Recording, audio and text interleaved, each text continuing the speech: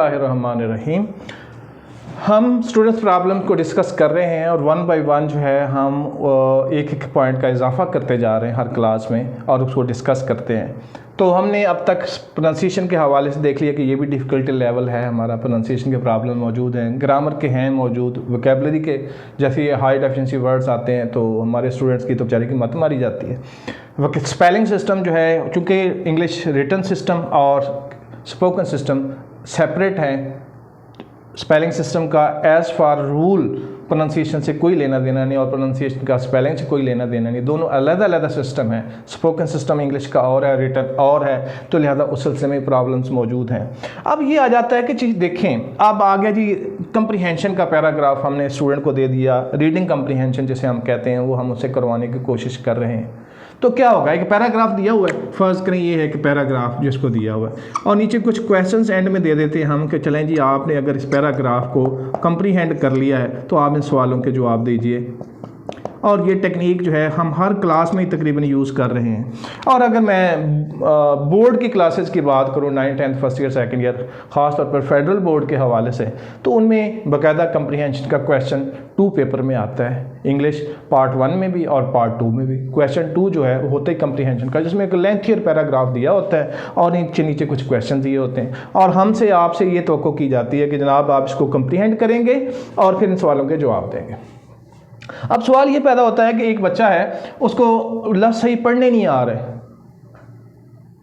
Number 2, वो grammar जो उसमें यूज़ की गई है वो उसके समझ में नहीं आ रही, ग्रामेटिकल स्ट्रक्चर उसे नहीं आ रहे, वोकैब जो है वो बड़ी हाई डेफिशिएंसी है। मिसाल का पैराग्राफ ही ऐसे शुरू होता है कि since it was difficult to withstand with heat, तो आमतौर पर यह भी कहा जा सकता था कि the heat was in excessive amount and it was unbearable, ये कहना चाह रहा है। तो लिहाजा आप ये देखेंगे जैसे ही हाई डेफिशिएंसी वर्ड्स के वोकैब की तरफ गए तो वो भी प्रॉब्लम बन गया, उसका स्पेलिंग्स प्रॉब्लम बन जाते हैं। चलें, इसमें ऐसा स्पेलिंग्स का कोई लेना देना नहीं होता कंप्रीहेंशन में, लेकिन अगर आप अपनी तरफ से उसके आंसर बना के लिख रहे हैं तो कोई वर्ड आपके दिमाग में ऐसा आ सकता है जिसके स्पेलिंग आपको ना आते हो। बच्चे के लिए ये भी प्रॉब्लम आ गया, बच्चे के लिए ये प्रॉब्लम आ गया जी कि जनाब आपने कंप्रीहेंशन करनी है, आपको इनमें से कुछ भी नहीं आता, तो यकीनी तौर पर एक बच्चे को वर्ड ही सही तरीके से पढ़ने नहीं आ रहा तो रुक रुक के पढ़ेगा।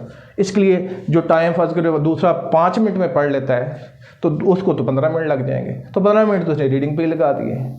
ठीक है जी, वो अलग बात है कि हम उनको टेक्निक्स बता देते हैं कि जनाब पहले आप क्वेश्चंस पढ़ लें और क्वेश्चंस पढ़ने के बाद दिमाग में जो क्वेश्चंस में पूछा गया वो दिमाग में पॉइंट्स रह जाएंगे कि ये पूछा गया था। जब पैराग्राफ पढ़ेंगे तो वो जहाँ जहाँ उनके जवाब आएंगे आपको समझ आनी शुरू हो जाएगी कि यहाँ यहाँ इसके जवाब आएँ। लेकिन इन सब के बावजूद रीडिंग कंप्रीहेंशन में अहम किरदार अदा जो करती हैं चीज़ें, वो पहली 4 स्टेजेस का क्लियर होना है कि आपकी प्रोनाउंसिएशन शानदार है, मसला ही कोई नहीं है लफ्ज़ पढ़ने में, आप ऐसे ऐसे पढ़ रहे हैं, ग्रामर के लिहाज से कोई डिफ़िकल्टी एरिया नहीं आ रहा, आपका टेंस आपको समझ आ रही है, जहाँ इंडायरेक्ट किया गया है समझ आ गई, जहाँ पैसिव वॉइस किया आपको समझ आ गई, जहाँ कोई कंडीशनल लिखा हुआ है आपको समझ आ गई, जहाँ जेरेंड यूज़ हुआ वो भी आपको पता है, इन्फिनिटिव वर्बल्स जैसे हम कहते हैं वो सारे आपको आते हैं। इस तरह नाउन क्लास, वर्ब फ्रेज सारा कुछ इसके अंदर है। आप ग्रामर बिल्कुल तगड़े हैं, ग्रामर में ग्रामर पक्की है आपकी, तो लिहाजा मसला ही कोई नहीं है। और वोकैबुलरी के लिए हाई डेफिशिएंसी वर्ड कितने होंगे, 1-2 होंगे।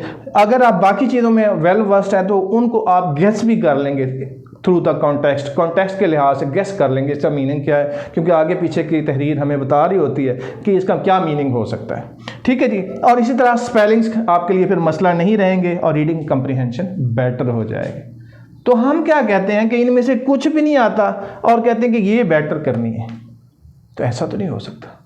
जैसे ऐसे ही है कि अगर किसी की टांगें टूटी हुई हों और उसे हम कहें कि हमने आपको स्प्रिंटर बनाना है, 100 मीटर का 100 मीटर का रेस का विनर बनाना है, तो ऐसा मुमकिन नहीं है। उसके लिए उसका फिज़िकली फिट होना बड़ा ज़रूरी है। बिल्कुल इसी तरीके से ये है जी सब्जेक्ट के लिहाज से फिट होना, और ये तो उसका आप फिर टेस्ट ले रहे हैं ना जी, तो उससे पहले इन सारी चीज़ों का कवर हो जाना और उस पर उसका अबूर हासिल हो जाना, ये बहुत ज़रूरी है यहाँ तक लाने के लिए। इसलिए फेडरल बोर्ड ने जो कंप्रीहेंशन का सब्जेक्ट है बोर्ड की क्लासेस में आके इंट्रोड्यूस करवाया। छोटी लेवल का जी प्रैक्टिस करवाते रहें, आप इंटरनल एग्जाम है, टेस्ट है, जो कुछ करना है उसमें करते रहें, बच्चों की आदत बन जाए, लेकिन साथ साथ ये काम भी करवाएं और जब बोर्ड के क्लासेस तक पहुँचे तो उन्हें ये सारी चीज़ें आती हों, तो नतीजा उसका ये निकले कि वो उसको कंप्रीहेंशन बेहतर हो जाए। और क्वेश्चन नंबर 2 जो है 28 मार्क्स का आता है, ये इतना वेटेज होता है इसका। ठीक है जी, तो वो बहुत अच्छे तरीके से आपका सॉल्व हो जाए। Thank you.